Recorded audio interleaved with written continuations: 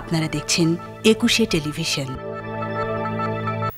এবার শারদীয় দুর্গোৎসবে সন্ধ্যা আরতির পর কোনো ভক্ত দর্শনার্থীকে ঢুকতে দেওয়া হবে না বলে জানিয়েছেন বাংলাদেশ পূজা উদযাপন পরিষদের সভাপতি নির্মলকান্তি দত্ত।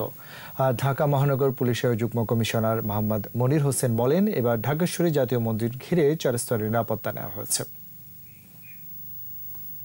প্রতিটা ইন আউটে আর্চওয়ে থাকবে, প্রতিটা মানুষ স্ক্রিনিং হয়ে ঢুকে তারপরে তারা এখানে পূজা অর্চনা বা এখানে পরিদর্শন করে আউট গেট দিয়ে বের হয়ে যাবে।